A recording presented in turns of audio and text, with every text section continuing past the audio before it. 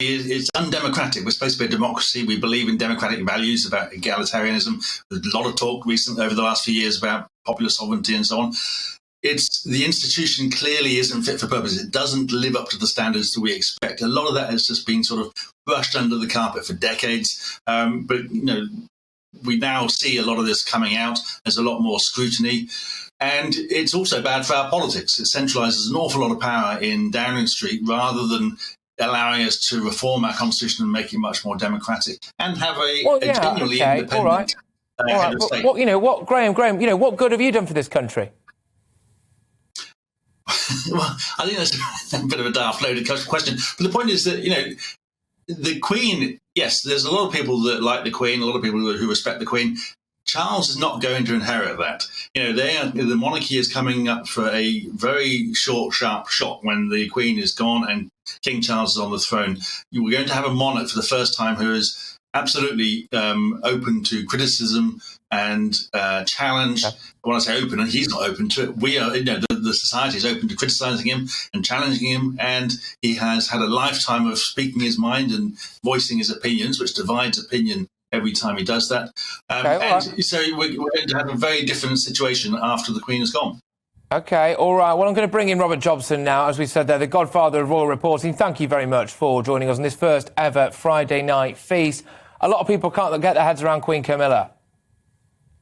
Yeah, but I mean, the fact is he's legally married, Prince Charles, to Camilla, and that is the title that she would get if you are legally married to the king.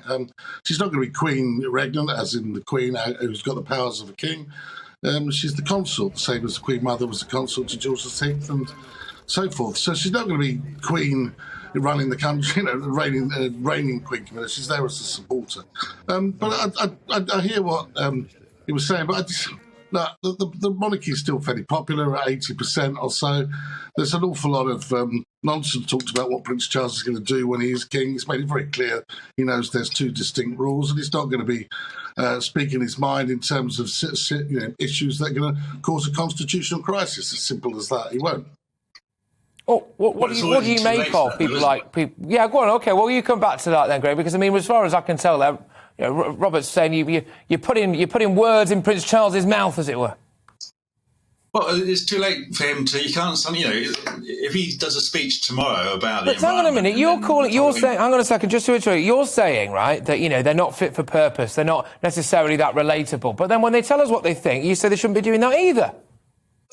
Well, that's the constitution. That's the monarchy for you. They're not supposed to be getting involved in political and divisive issues. Now, Charles can't, on the one hand, make loads of speeches right up to the moment that his mother dies and he becomes king, and then say, well, I didn't mean it, just forget about it, pretend I never said it. He has said it. And if in the future, when he's king, the government somehow, for whatever reason, changes their policy so it more closely matches what we know is Charles's views, then obviously questions are going to be asked about what sort of pressure has been put on the government by the king. So inevitably that's going to become an issue. Yeah, it's a fair point. But I mean, the royal family we know as part of our constitution we have a parliamentary democracy, a constitutional monarchy. Of course, the royal family, well, the actual monarch is part of that political system, that political fabric. But and that means that monarch can of course have views, and of course they will have views, but they have to keep them private so you don't cause a party political issue.